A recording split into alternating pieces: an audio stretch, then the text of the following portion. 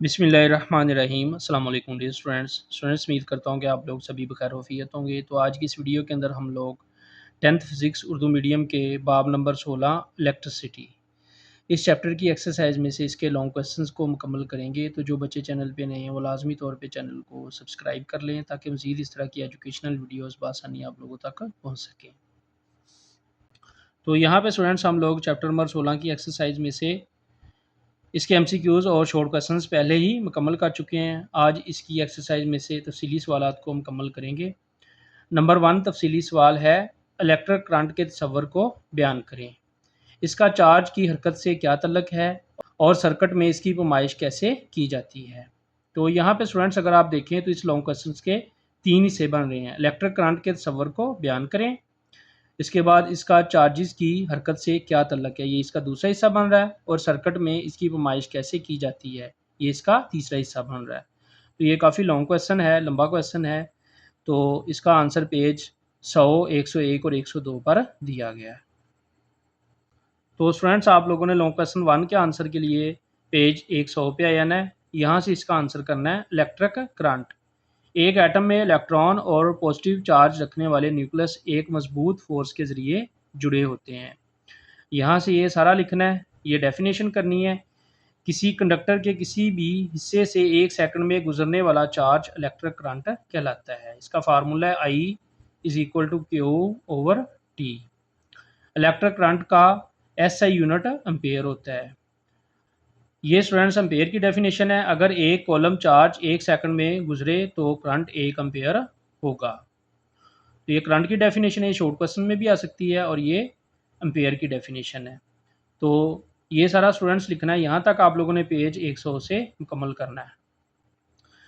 इसके बाद स्टूडेंट्स आप लोगों ने सफ़ा नंबर 101 पे आ जाना है। यहाँ से आप लोगों ने इलेक्ट्रिक करंट की इकसाम के बारे में लिखना है। ये सारा डायरेक्ट करंट, अल्टरनेटिंग करंट, इसके बाद आप लोगों ने मीटर के बारे में लिखना है। ये सारा लिखेंगे पेज 101 से एंड तक, यहाँ तक आप लोगों ने लिखना है।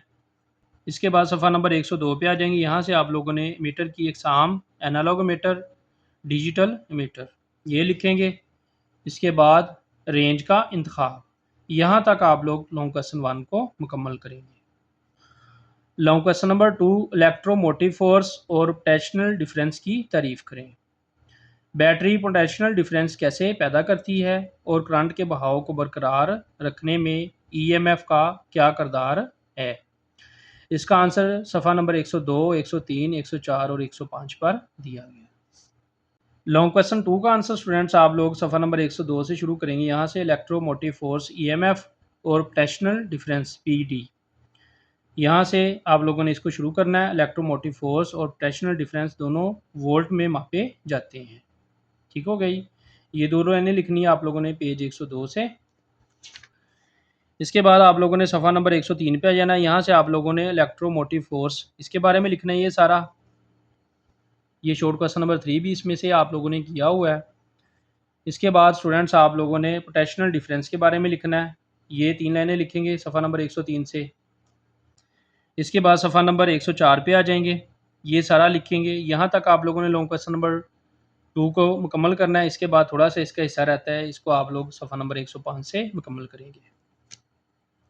और इसका बकिया हिस्सा स्टूडेंट्स आप लोगों ने सफ़ा नंबर 105 से यहाँ से मुकम्मल करना है। सीरीज़ में जोड़े गए सोर्सेज की कुल ईएमएफ, ये यहाँ से लेके यहाँ तक इसको मुकम्मल करना है। इस तरह आप लोगों का लॉन्ग क्वेश्चन नंबर 2 मुकम्मल हो जाएगा। लॉन्ग क्वेश्चन नंबर 3, ओहम का कानून बयान करें और वजाहत करें कि किसी कंडक्टर की रेजिस्टेंस करंट के बहाव को कैसे मुतासर करती है और अमली इलेक्ट्रिक सर्किट्स में ओहम के कानून को कैसे इस्तेमाल किया जाता है। इसका आंसर पेज 106 पर दिया गया। लॉन्ग क्वेश्चन नंबर 3 का आंसर स्टूडेंट्स आप लोग पेज नंबर 106 से यहाँ से शुरू करेंगे। ओहम का कानून 1826 में जॉर्ज साइमन ओहम ने इस तल्लक का मुताला किया कि कंडक्टर्स के दरमियान पोटेंशियल डिफरेंस बदलने से इसमें बहने वाला करंट कैसे बदलता है। ये लिखेंगे सारा, ये डेफिनेशन साथ लिखेंगे। यहाँ तक आप लोगों ने स्टूडेंट्स लॉन्ग क्वेश्चन नंबर 3 को मुकम्मल करना है, यहाँ से लेके यहाँ तक सफ़ा नंबर 106 से। लॉन्ग क्वेश्चन नंबर 4, रजिस्टर्स की सीरीज़ और पैरेलल जोड़ में फ़र्क वाज़ह करें। दोनों सूरतों में कुल रेजिस्टेंस मालूम करने की मसवातें लिखें। इसका आंसर सफ़ा नंबर 106 और 107 पर दिया गया। लॉन्ग क्वेश्चन 4 का आंसर स्टूडेंट्स आप लोग सफ़ा नंबर 106 से यहाँ से शुरू करेंगे। रजिस्टर्स के जोड़। सर्किट में रेजिस्टेंस बढ़ाने या घटाने के लिए मुतअद्दिद रजिस्टर्स सर्किट में जोड़े जा सकते हैं। इसमें स्टूडेंट्स रजिस्टर्स का सीरीज़ जोड़ ये करेंगे, ये 4 लाइनें यहाँ तक मुकम्मल करेंगे और साथ ये सारी मसवातें करेंगे। इसके बाद आप लोगों ने रजिस्टर्स का पैरेलल जोड़ करना है। इसमें ये सारी आप लोगों ने थ्योरी लिखनी है साथ, और ये एंड तक ये सात मसवाल लिख के यहाँ तक आप लोगों ने लॉन्ग क्वेश्चन नंबर 4 को मुकम्मल करना है सफ़ा नंबर 107 से। लॉन्ग क्वेश्चन नंबर 5, किसी मटेरियल की रजिस्टिविटी से क्या मुराद है? ये मटेरियल्स की नोयत पर कैसे मुनहसर होती है और टेम्परेचर कंडक्टर्स और सेमीकंडक्टर्स की रजिस्टिविटी को कैसे मुतासर करता है? इसका आंसर सफ़ा 108 और 109 पर दिया गया है। लॉन्ग क्वेश्चन नंबर 5 का आंसर स्टूडेंट्स आप लोग सफ़ा नंबर 108 से यहाँ से शुरू करेंगे। इलेक्ट्रिकल रजिस्टिविटी, करंट के बहाव में रुकावट को रेजिस्टेंस कहा जाता है। ये सारा आप लोग लिखेंगे। ये डेफिनेशन लिखेंगे, किसी मटेरियल के क्यूबिक मीटर की रेजिस्टेंस को रेजिस्टिविटी कहते हैं। ये रेजिस्टिविटी की डेफिनेशन है। और सफ़ा नंबर 108 के एंड तक यहाँ तक लिखेंगे इसको। इसके बाद सफ़ा नंबर 109 पे आ जाएंगे। ये 5-6 लाइनें ये कंप्लीट करेंगे। यहाँ तक आप लोगों ने लॉन्ग क्वेश्चन नंबर 5 को मुकम्मल करना है। इस तरह आप लोगों की चैप्टर नंबर 16 की एक्सरसाइज में से लॉन्ग क्वेश्चन कंप्लीट हो जाएंगे।